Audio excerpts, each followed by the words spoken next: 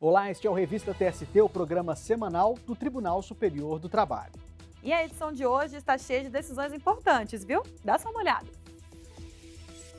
Açougueira vai ser indenizada após ter sofrido insultos de colegas homens por ser mulher.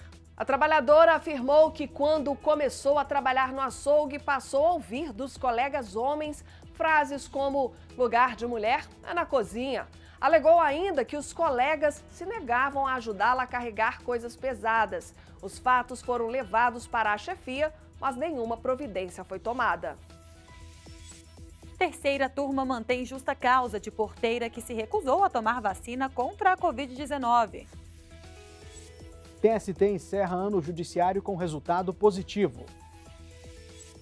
Você acompanha tudo isso agora no Revista TST.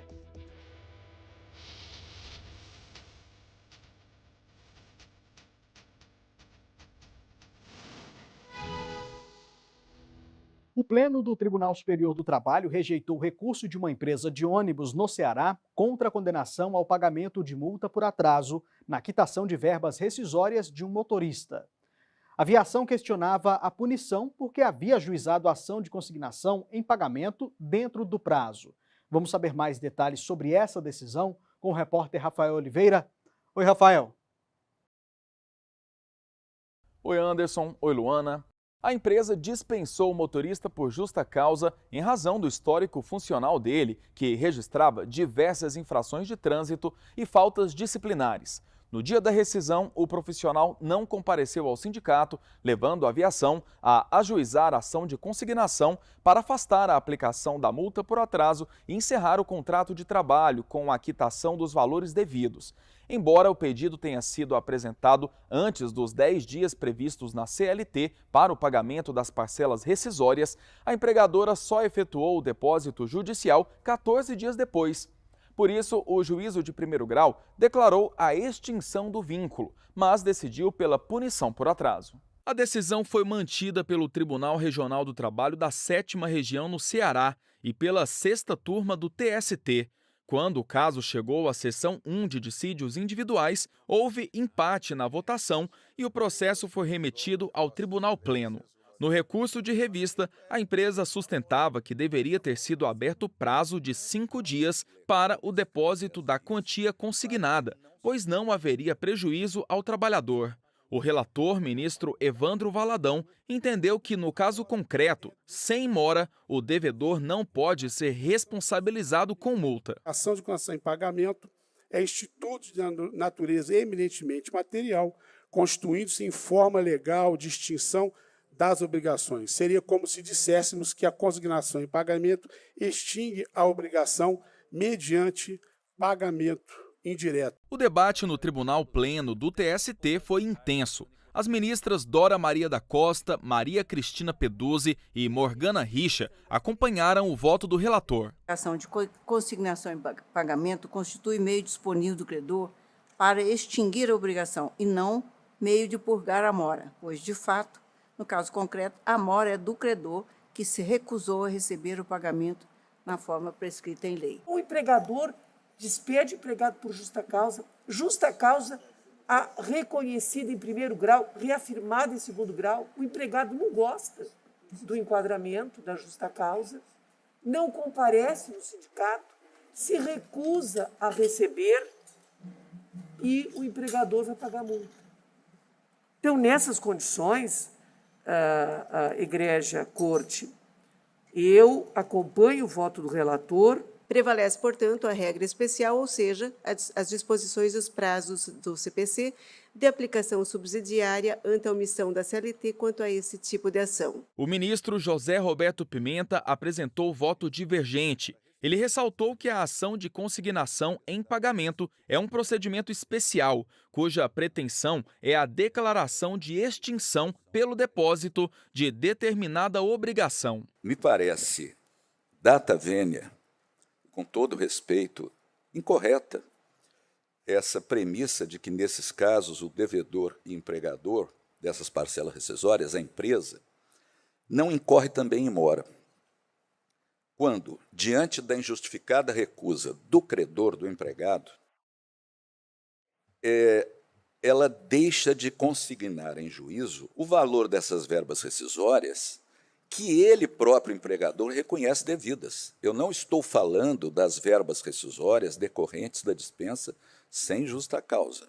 Eu me refiro às verbas rescisórias decorrentes da justa causa. O ministro Maurício Godinho Delgado, a ministra Cátia Arruda e o ministro Agra Belmonte seguiram o entendimento divergente. Não havendo o pagamento, no prazo de 10 dias, independentemente de ter sido usada a ação de consignação, cabe a multa. Vulnerabilidade maior aqui é do empregado, não é do empregador. Nós não estamos em uma relação jurídica entre iguais, né? Trazer para o judiciário o procedimento estabelecido no CPC para a justiça comum seria, ao meu ver, pedindo vênia aos entendimentos contrários, ignorar essa premissa. Por que a empresa não fez o que ela fazia com os salários? Depositou o valor devido em juízo. Era só depositar o valor devido em juízo, da mesma forma que ela fazia o pagamento do salário, e ingressar com a ação de consignação em pagamento.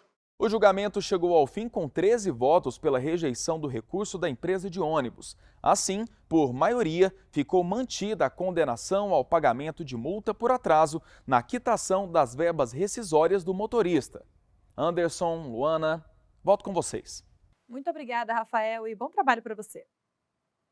E a seção 2 de dissídios individuais afastou o liminar que determinava a reintegração de uma bancária demitida durante a pandemia da Covid-19. Segundo a SDI2, não foi constatada a estabilidade acidentária porque a trabalhadora não comprovou ter entrado com pedido de auxílio-doença no INSS. Depois de ter sido dispensada pelo Banco Itaú, a trabalhadora ajuizou ação com pedido de tutela provisória de urgência para que fosse declarada a nulidade da demissão. Além disso, solicitou a reintegração às funções que ocupava. Entre os argumentos, a bancária mencionou o compromisso público assumido pela empresa de não fazer cortes durante a pandemia. Alegou ainda estar inapta para o trabalho por doença ocupacional. O juízo de primeiro grau negou a tutela de urgência, levando a profissional a impetrar mandado de segurança acolhido pelo Tribunal Regional do Trabalho da 1ª Região no Rio de Janeiro. Para aceitar o pedido, o TRT justificou ser inquestionável a garantia provisória de emprego, já que a instituição financeira se comprometeu publicamente a não praticar dispensas imotivadas durante o surto de Covid-19.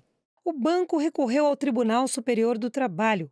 A defesa argumentou que a empregada não tinha estabilidade e, na data da demissão, não estava amparada por nenhum benefício previdenciário. A empresa também sustentou que não havia formalizado acordo coletivo que vedasse demissões durante a pandemia. A relatora do recurso na seção 2 de dissídios individuais, ministra Morgana Richa, explicou que a Lei 14.020 de 2020, ao instituir o Programa Emergencial de Manutenção do Emprego e da Renda, previu a garantia provisória a pessoas com deficiência e que tivessem recebido benefício decorrente de redução da jornada e do salário ou de suspensão temporária do contrato. A trabalhadora, no entanto, não se enquadrava em nenhuma das hipóteses. Segundo a ministra, prevalece a liberdade da empresa de rescindir unilateralmente o contrato de trabalho. Quanto ao argumento de doença ocupacional, a relatora observou que os documentos apresentados nos autos não são suficientes para demonstrar, em análise superficial, que as enfermidades estejam relacionadas às atividades desempenhadas na instituição financeira. Embora o atestado médico emitido na data da despedida tenha informado que a bancária tinha uma redução da capacidade funcional e recomendado afastamento por no mínimo 180 dias, não ficou comprovado que a profissional tenha dado entrada no pedido de auxílio-doença. Por fim, a ministra Morgana Richa concluiu que a discussão foge aos limites do mandado de segurança, pois a verificação da alegada estabilidade acidentária demandaria a produção de provas, incabível nesse instrumento processual. A decisão foi por unanimidade. Foram apresentados embargos declaratórios ainda não julgados. Vamos para um breve intervalo e em seguida você vai ver. A açougueira vai ser indenizada após ter sofrido insultos de colegas homens por ser mulher. A gente volta já.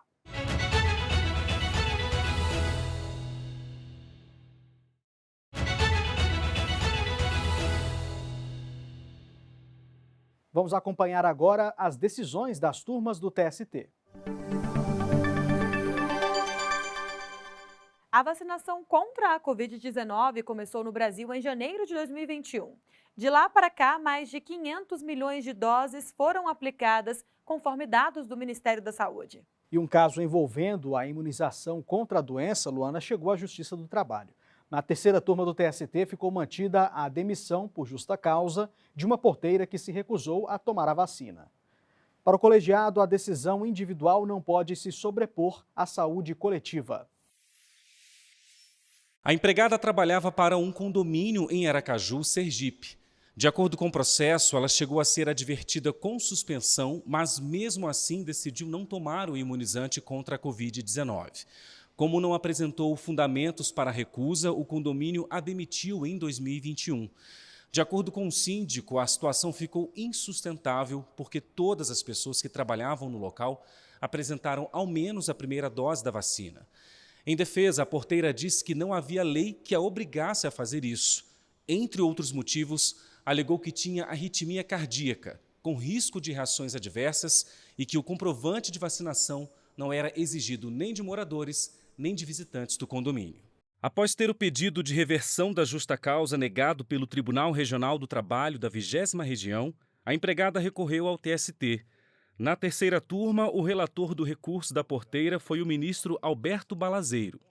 Ele observou que a vacinação compulsória foi prevista em lei em 2020, priorizando o interesse da coletividade, medida que foi julgada constitucional pelo Supremo Tribunal Federal. Não há óbice para concluir que a recusa injustificada à vacina à adesão de imunização coletiva represente falta grave, uma vez que a Constituição Federal estipula como dever do empregador assegurar a todos os seus empregados um meio ambiente de trabalho seguro, enquanto o meio ambiente de trabalho ecologicamente equilibrado é direito da coletividade, de maneira que nenhum interesse de classe ou particular prevaleça sobre o interesse público. Nesse sentido, segundo o relator, a recusa injustificada da porteira a aderir à imunização coletiva caracteriza a quebra da confiança necessária para a continuação do vínculo de emprego. Lembrando que a função exercida pela reclamante é uma função de atendimento externo, de contato com pessoas, tanto porque existia um quadro fático aqui delineado que nós não podemos avançar. O ministro avaliou ainda que a exigência do condomínio é legítima e amparada em preceitos fundamentais. Por fim, acrescentou que o direito à vida, à saúde e à proteção social são inegociáveis. Por unanimidade, a terceira turma rejeitou o recurso da porteira. Não é mais possível recorrer. Uma ex-empregada de um supermercado de Curitiba, no Paraná, vai receber R$10 mil de indenização. Durante o tempo em que trabalhou no estabelecimento como açougueira, ela ouviu insultos de colegas homens por ser mulher. A sexta turma considerou que o empregador tinha ciência dos fatos, mas foi omisso. Ao aumentar o valor da reparação, o colegiado também levou em conta o protocolo para julgamento com perspectiva de gênero. Vamos saber mais detalhes com a repórter Michele Chiapa. Oi, Michele. Olá, Luana. A trabalhadora foi contratada para ser balconista e um ano depois assumiu a função de açougueira.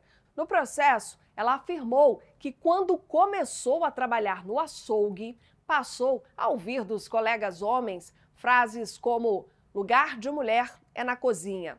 Alegou ainda que os colegas se negavam a ajudá-la a carregar coisas pesadas.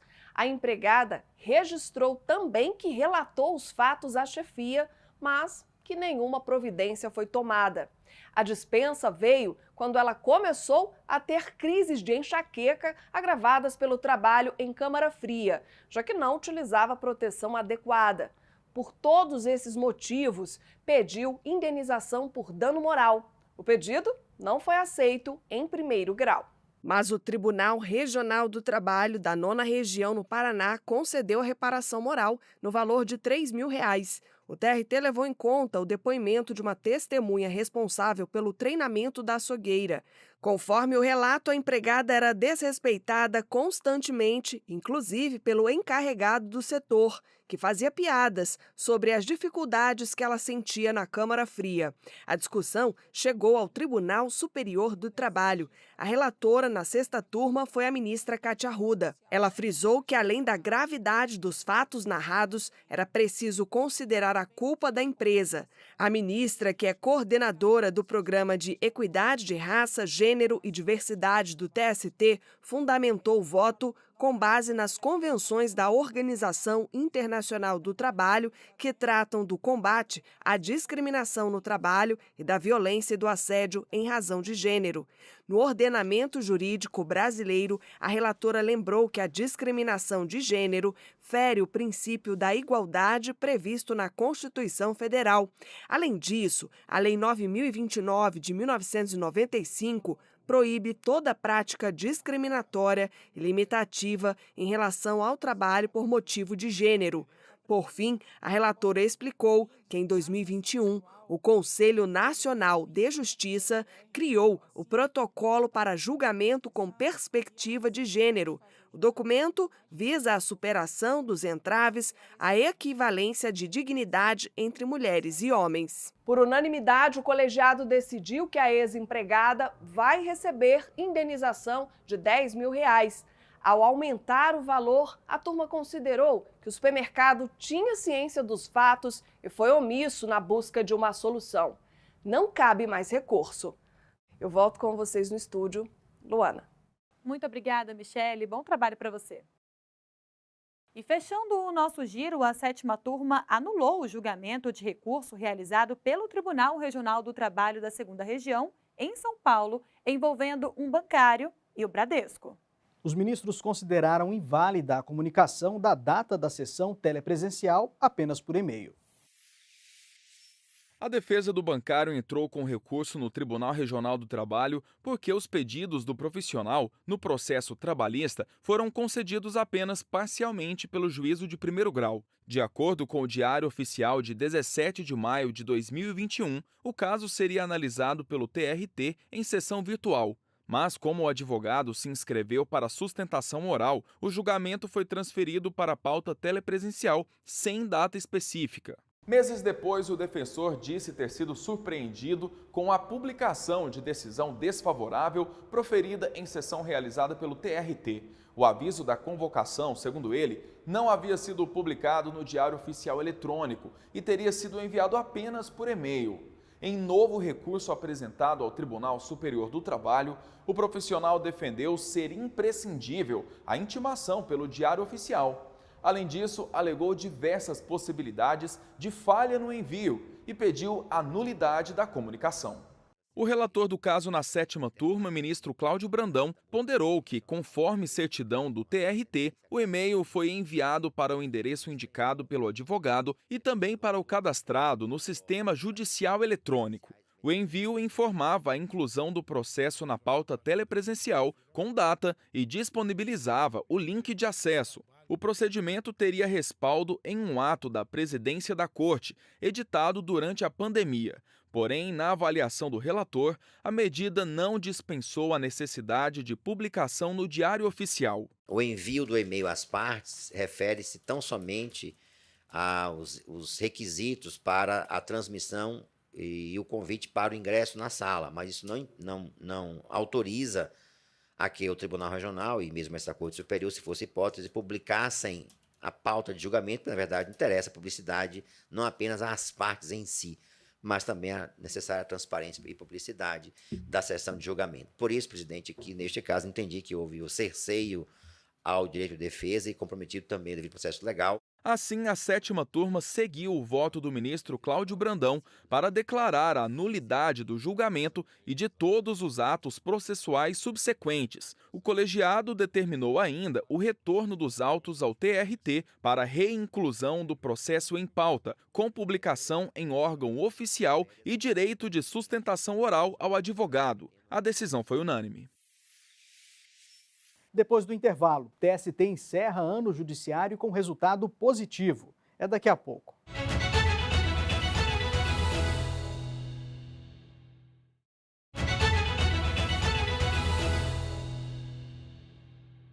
O Tribunal Superior do Trabalho realizou sessão do órgão especial para encerramento das atividades do ano, que foi marcado pelo aumento de produtividade. Vamos ver.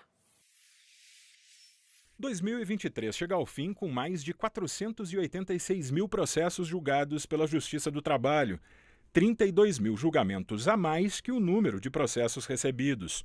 A grande quantidade de julgamentos fez com que o acervo processual do Tribunal Superior do Trabalho caísse 7,5% em comparação a fevereiro de 2023. Os dados integram o relatório parcial de gestão da Justiça do Trabalho e foram apresentados pelo presidente do TST e do Conselho Superior da Justiça do Trabalho, ministro Lélio Bentes Corrêa, durante a última sessão do ano do órgão especial. O presidente do TST destacou ainda o papel do tribunal em garantir o direito ao trabalho decente, com base no princípio fundamental do valor social do trabalho e a parceria entre os diferentes poderes da República. O esforço empreendido para avançar na qualidade da prestação jurisdicional do nosso tribunal resultou no reconhecimento pelo Conselho Nacional de Justiça com a outorga do troféu categoria Diamante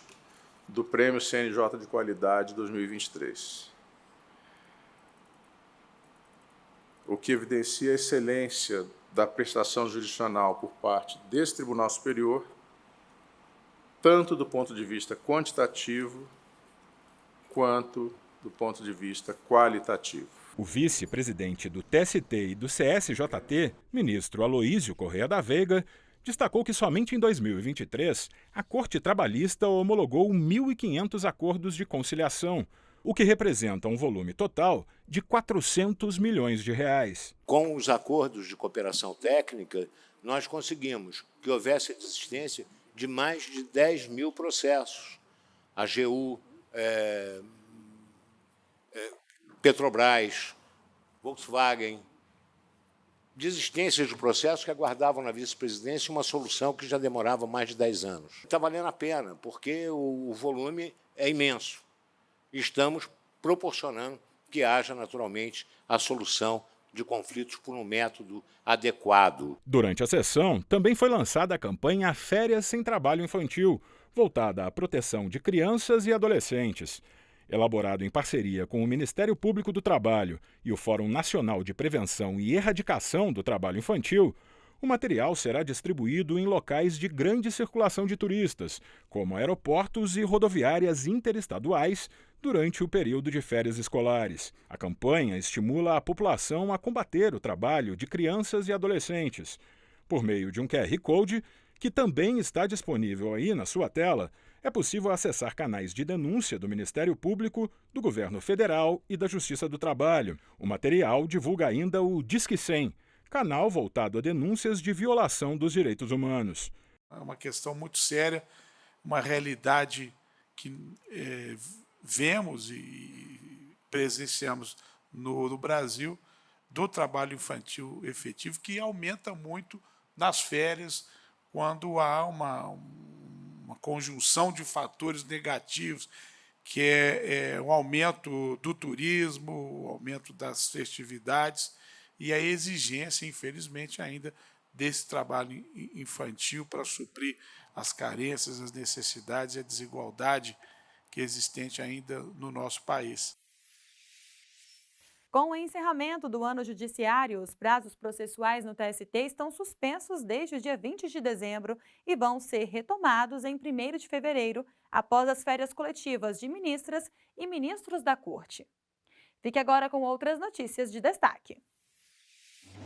A Caixa Econômica Federal e o Ministério Público do Trabalho firmaram um acordo no TST. A conciliação pôs fim a uma ação civil pública ajuizada há mais de 10 anos. Com isso, 200 pessoas aprovadas em concursos realizados entre 2006 e 2012 devem ser convocadas no prazo de 1 ano. A empresa de Correios e Telégrafos desistiu de apresentar recursos e renunciou a prazos recursais em 3.781 processos em trâmite no Tribunal Superior do Trabalho. A medida foi adotada após acordo de cooperação técnica firmado entre a estatal e o TST. Os dados foram contabilizados até 11 de dezembro. As inscrições para o primeiro Prêmio Nacional de Jornalismo do Poder Judiciário continuam abertas até o dia 12 de janeiro. Para conferir o edital, é só apontar a câmera do celular para o QR Code. O prêmio foi instituído para reconhecer o trabalho da imprensa na divulgação dos direitos assegurados à sociedade pela Constituição de 1988, além de mostrar o impacto da atividade dos tribunais para concretizar essas conquistas. Durante o recesso forense, o TST e o CSJT vão funcionar em regime de plantão. Nesse período, as secretarias dos órgãos estarão abertas das 13 às 18 horas, exceto nos dias 24 e 31 de dezembro, em que, se houver necessidade de funcionamento, o horário será de 8 da manhã ao meio-dia. Entre os dias 8 e 31 de janeiro, o horário de expediente do tribunal será de 1 às 6 da tarde. Esta edição do Revista TST fica por aqui. Muito obrigado pela companhia. Tchau.